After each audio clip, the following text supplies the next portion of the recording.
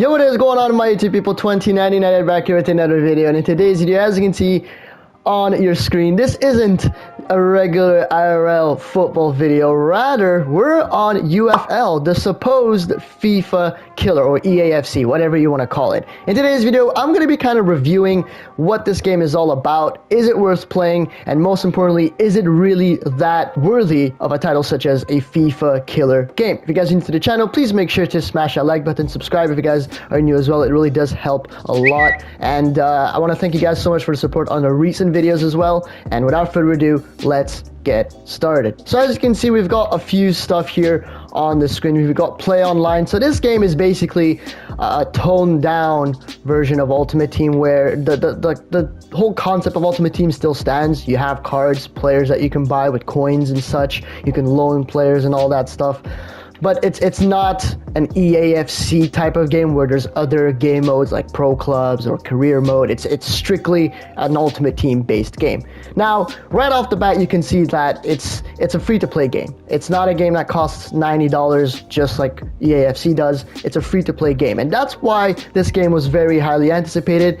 It was labeled as a free-to-play sort of EAFC killer that is gonna dominate the markets for the years to come. But we're gonna get on mostly to that conversation later on this video. But how this game works is you've got a bunch of players that upgrade by themselves the more you play the game. And it's pretty cool because you don't have to rely on necessarily buying players per se, but like there's no packs and stuff. You purely have to play the game to buy the players. So the store here are skins, and these skins basically just boosts the stats of the players that you would get. The market works just like it does in AFC. You have coins, you buy players, but you can kind of see that the players here are kind of worth a lot. You guys know me, I'm a big Kai Havertz fan. I'm 10 million coins away from getting this guy, and he is actually so expensive. 90 million coins for a Kai Havertz card is insane, and you have to play a lot of games for this, like a lot of games. If you see my record, 28 wins, 7 draws, 15 losses. That's a lot of games, and I still don't have enough to buy Kai Havertz. So it just shows you really have to grind this game if you want to buy players. That's how the game works. If you're a fan of that, this game is probably made for you. Other than that, like I said, there's skins which you can just apply to your players. It basically just boosts up their stats. I haven't really bought anyone. This is my team right here. The only player I've really bought is this Iranian player, Kaveh Zahirul Islam. That's the only player I have. All the rest is players that have been given to me from the beginning of the game. That's pretty much it for the whole technical side. You can do some training matches, local matches, or some casual stuff. Co-op as well, nothing too sophisticated. There's also a team pass, which is the equivalent of a battle pass. You have a free tier and a paid tier. All right, let's hop into a game now. So there we go. This is what the game looks like when you hop in. I'm actually currently playing my graphic designer, the man who makes the magic happen. But yeah, you can kind of see this game is already completely different than EAFC. It's not the same. I would say the gameplay kind of is more similar to eFootball or PES, whatever you guys want to call it, more so than FIFA. It's pretty heavy. It's pretty heavy. And we've got to set our realistic expectations on this, because this game isn't made by a multi-billionaire company like EA Sports, right? It's an independent company who have just made their first football game. So that's why I don't want to be overly critical, because the game just came out. There's room for improvement in any way for this. So this is something that will not immediately be amazing. You're going in with this expectation that this game is gonna kill EAFC the moment it's released. You're already at a point where it's not gonna happen. So playing this game for about a week now has kind of let me have some thoughts on it, because I didn't initially want to make like a first impression sort of video, because I feel like that's not fair. Like, you can't review a game off of your first impressions, really. I really wanted to like play this game for a bit of time so that I can actually have some sort of constructive criticism or good things to say about the game. And let's start with the positives. I think this game has lots of potential. It's definitely refreshing. It's very refreshing from EAFC. It's not as sweaty in some ways. It's a lot more casual, laid back sort of thing. And you appreciate that, because not everybody has amazing teams. Like if you play UFL, you'll see most of the players that you're going to come up against don't have necessarily the biggest teams in the world. You know, they have all your 60 rated, or some of them even have the same players that you do, which is kind of nice. You're not immediately being faced with a guy who has 90 rated cards like you would usually do on EAFC. For instance, EAFC is at a stage where like people already have 90 rated cards in their squads, and we're only just in December. The game came out just a few months ago. That's what a lot of people are complaining about when it comes to EAFC these recent years. Whereas back in the days where FIFA was a thing, you know, FIFA 15, FIFA 14, it's to a point where, you know, you could have 75 rated gold cards in the end of the game and they would still perform just as good. And that's what UFL kind of reminds me of, like an older, toned down version of EAFC in terms of how the game works. You only have a limited amount of players. You know, you don't have promos every week like you see on EAFC 25.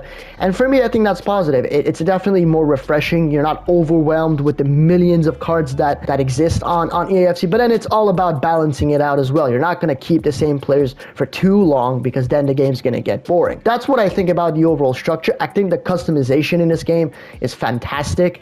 You have so many options. They actually have a nice little collaboration with Adidas itself, as you can see on the boards on the stadium as well. So you can customize the boots, the balls, your kits and stuff with just Adidas merchandise essentially, which it exists on FIFA, but I think this is, in terms of customization, I would already say it kind of is already better than EAFC in some sort of way. And another positive that I do want to say is I think the ranking system is quite fair. Like I said, you don't come against the best players immediately. You're usually going to come against players who are kind of around your level. You're not going to win every single game you play, but that's just how it is in every football game. I just hit the post freaking 2 times. I can't score, which is very annoying. This leads me to kind of my negatives. Yeah, let's talk gameplay wise. I don't really have anything positive to say about the gameplay other than the fact that when you do score a goal, it really does feel satisfying. It feels rewarding. But this game has a long way to go if it wants to compete with FIFA, especially in terms of gameplay. Now, EAFC's gameplay isn't the best. We all know this, but when you play UFL, you'll understand why EA has been able to keep EAFC as relevant as it is. There hasn't been a game that really has been able to rival with EAFC in recent years. I mean, eFootball has just fallen off the face of the earth. UFL is hoping to kind of reach that point where it can compete with EAFC, but there's a long way to go. The game, like I said in the beginning, it's too heavy, man. It's way too heavy. It does feel like I'm playing eFootball more than FIFA, but I do like the gameplay a bit more than eFootball, actually, which is very surprising because eFootball has been around for a very long time. But the game is very heavy, and sometimes you feel like the things that you're doing is very unresponsive or delayed. Sometimes I'm gonna press the shooting button, and the guy's just not going to shoot, or he's going to take his time, but then by the time he takes the shot, it's just way too late because the open space isn't there anymore. That's what I kind of have to say about like the responsiveness, the mechanics of the game itself. I think the game has to improve its passing. The passing in this game is not great, is not necessarily the great. There's going to be times where you're going to make through balls and they just don't go to the player that you wanted to. Like, there you go, just like that. That was not for the guy that was all the way down. It's a huge problem. It's a huge problem because through balls are essential in a football game, and I feel like EAFC's through balls are actually quite good. But yeah, on this game, through balls, they're just close to non-existent, right? But I'm presuming that's going to get fixed with later updates, hopefully, because then that'll just be tragic if they don't fix it. Other than the passing, I think defending on this game is very bad, and there's going to be, like right there, my defender is just non-existent. You can't control defending or defenders per se. At sometimes the game just like kind of forces you to control a certain player that has nothing to do with the run of play. That player that I was controlling that was next to the ball, I couldn't physically control him.